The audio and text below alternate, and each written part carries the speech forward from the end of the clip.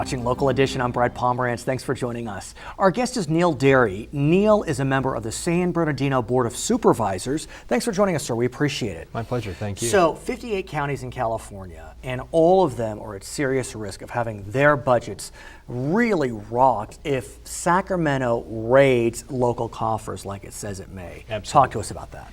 Well, let me first state that we've passed our budget. Our budget's balanced for the time being. Yeah, That's the key. That's the key for the time being. And our employees actually stepped up to the plate and deserve some thanks. They put off their pay raise. They voted to do so, Really? so we could balance our budget.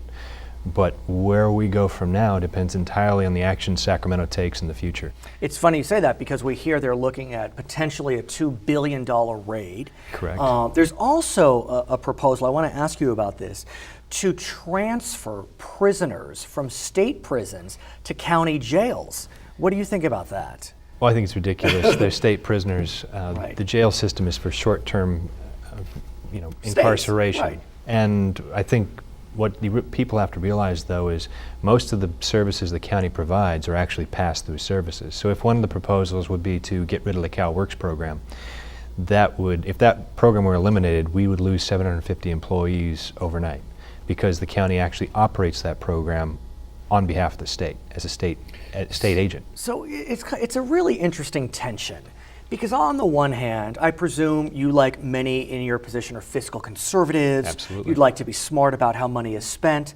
The flip side, though, is if the draconian budget cuts are passed, and that's not a term that I made up, it's what you see, it could decimate CalWorks, healthy families, state parks.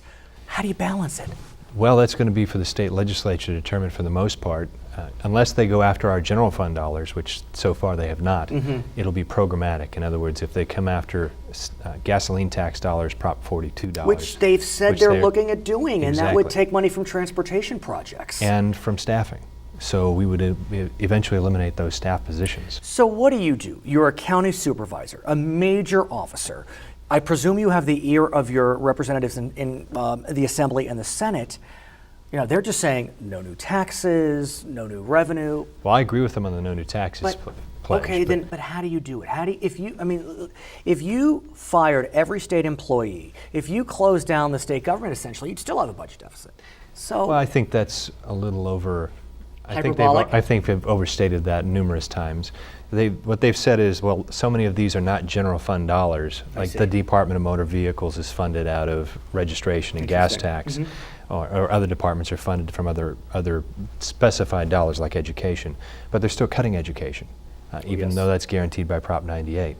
There's no reason why the state shouldn't look at consolidating departments and resources. No doubt. They should be asking themselves, does the public really need a Department of Motor Vehicles anymore? Can that be done by mail? Do we need to have offices in every city? No. Those are some things they need to look at. Here's what's interesting. You bring up very interesting points. Close the Department of Motor Vehicles, automate it. But the challenge is that so much has to get done so quickly. That's correct. You know, you have these deadlines that are really firm. So how does a proposal like that, which, off the top of my head seems kind of innovative, how do you get that moving? Well, they should have started 2 years ago or 3 years ago. There you have it. And the legislature and the governor knew these fiscal situations were occurring, and they didn't deal with it over the past 4 years. Now they're up to a head where they don't have any choice but to deal with it. They can't borrow any more money to fill the gap, so they're going to come after local coffers most likely.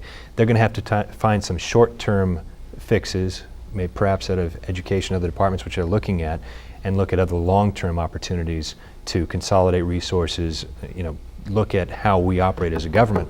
It's a Tough 3 or times. 4 year situation. Yeah, tough times in local government. Neil, thank you so much for joining us. We appreciate it. My pleasure. Thank For you. Charter's Local Edition, I'm Brad Pomerance. Back to CNN Headline News.